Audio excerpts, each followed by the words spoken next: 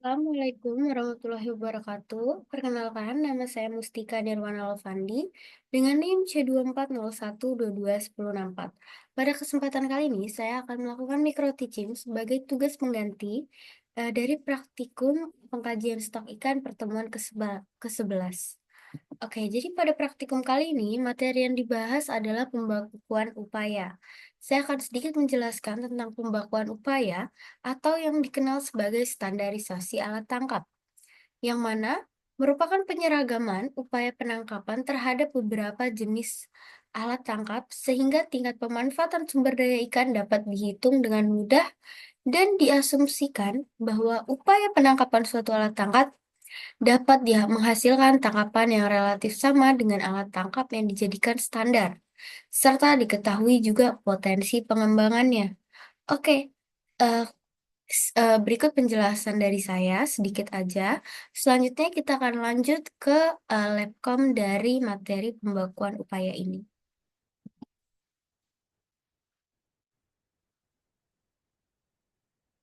Oke, baik. Di sini dapat dilihat soal labcomnya.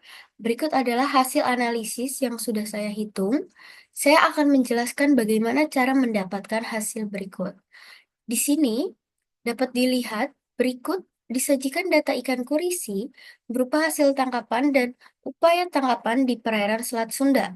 Tentukan FPI atau Fishing Power Index, kemudian alat tangkap standar, dan juga nilai MSY dengan model Seaford dan model Fox, kemudian berikan interpretasinya.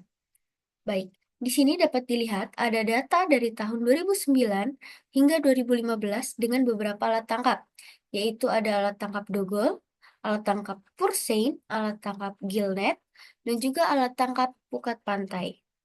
Di sini dapat dilihat nilai catch-nya. Ini adalah datanya dan juga nilai F-nya, F total. Kemudian yang kita cari pertama adalah nilai proporsinya. Untuk rumus proporsi sendiri yaitu ada di C total dibagi dengan C ikan kurisi yang ada di alat tangkap. Jadi kita hitung masing-masing di setiap alat tangkap. Kemudian selanjutnya kita akan mencari F kurisi disesuaikan dengan alat tangkapnya masing-masing dengan rumus F total dibagi dengan dengan rumus proporsi dikali dengan F total. Lakukan hal sama di setiap alat tangkapnya. Selanjutnya, kita akan membuat tabel sebagai berikut, bisa dilihat. Di sini, kita pindahkan hasil perhitungan kita, ini hasil data C ikannya, data dari ikan kurisinya, kemudian ini ada nilai eh, F dari ikan kurisi yang sudah kita hitung. Di setiap alat tangkapnya kita pindahkan ke dalam tabel berikut untuk memudahkan kita dalam melakukan analisis data. Oke, baik. Selanjutnya, kita akan langsung menghitung fishing power index-nya. Di sini yang kita gunakan adalah kita kategorikan alat tangkapnya. Di sini ada 4 jenis alat tangkap, dogol, pursein, gillnet, dan juga bukan pantai. Kemudian kita pindahkan nilai catch per ton dari total setiap alat tangkapnya ke dalam tabel berikut. Kemudian untuk nilai F-nya ini adalah nilai F total dari tabel yang di atas yang sebelumnya kita udah buat. Kita pindahkan ke eh, dalam tabel berikut. Oke, selanjutnya kita akan melakukan perhitungan CPUE dengan menggunakan rumus C dibagi F trip.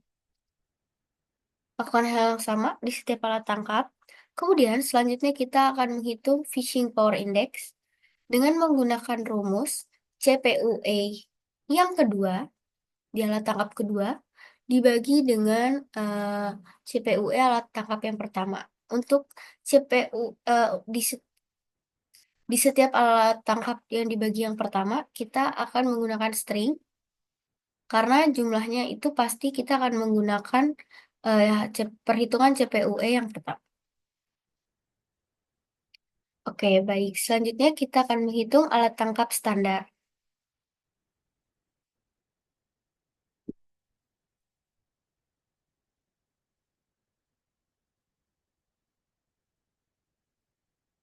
Tangkap standar. Pertama, kita buat tabel seperti berikut, berupa tahun dan juga jenis alat tangkap yang digunakan. Untuk nilai yang dipindahkan, itu adalah nilai dari hasil perhitungan F yang ada di tabel yang kita udah jadikan satu tadi, kita kali dengan nilai FPI-nya di tabel FPI sebelumnya. Lakukan hal yang sama untuk setiap alat tangkap. Kemudian di sini ada upaya standar.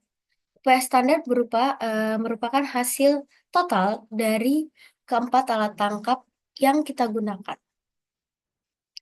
Oke, didapatkan hasil seperti berikut. Kemudian selanjutnya kita akan menghitung nilai MSY. Di sini tabelnya memuat ada beberapa tabelnya itu berubah tahun, C, F trip, CPUE, dan len CPUE. Untuk perhitungan C per tonnya ini, dia menggunakan sum total dari setiap C dari keempat alat tangkap. Lakukan hal yang sama untuk setiap tahunnya. Kemudian untuk yang F, kurang lebihnya sama. Dia menggunakan nilai dari upaya standar di setiap tahunnya. Untuk perhitungan CPUE, itu bisa menggunakan rumus C dibagi F. Untuk len CPUE, yaitu adalah len dari hasil perhitungan CPUE sebelumnya. Selanjutnya, kita akan masuk ke dua model, yaitu model Siever dan juga model Fox. Di sini kita bisa cari intercept, slope, R kuadrat, MSY, dan FMSY. Oke, untuk perhitungan interceptnya, kita menggunakan nilai Y dari CPUE dan juga X dari F-trip untuk model Siever. Lakukan hal yang sama pada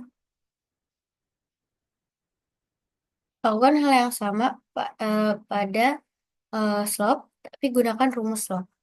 Untuk perhitungan R kuadrat, di sini bisa menggunakan rumus RSQ dan juga masukkan X dan Y yang sama.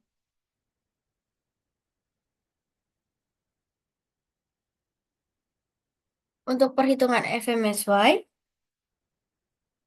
di sini rumus yang digunakan adalah A kuadrat dibagi 4 kali B.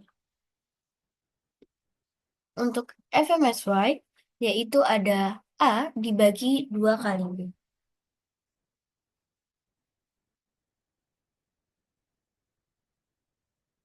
Bagi 2 kali B.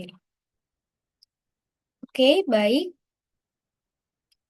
Untuk model Fox, yang akan dijadikan X adalah F-trip dan juga len CPUE. Untuk rumusnya kurang lebih sama, hanya nilai X dan Y-nya yang berbeda. Oke, di sini dapat diinterpretasikan bahwa hasil analisis menunjukkan bahwa model yang paling sesuai diterapkan yaitu model Fox. Nilai CMSY dan FMSY-nya lebih besar dibandingkan hasil tangkapan dan upaya penangkapan. C aktual dan F aktual, sehingga perairan Selat Sunda terindikasi underfishing. Oleh sebab itu, perlu dilakukannya strategi pengelolaan berupa peningkatan hasil tangkapan dan penambahan trip yang tidak melebihi MSY dan FMSY. Oke, baik. Berikut adalah sekian penjelasan dari saya. Kurang lebihnya mohon dimaafkan. Wassalamualaikum warahmatullahi wabarakatuh.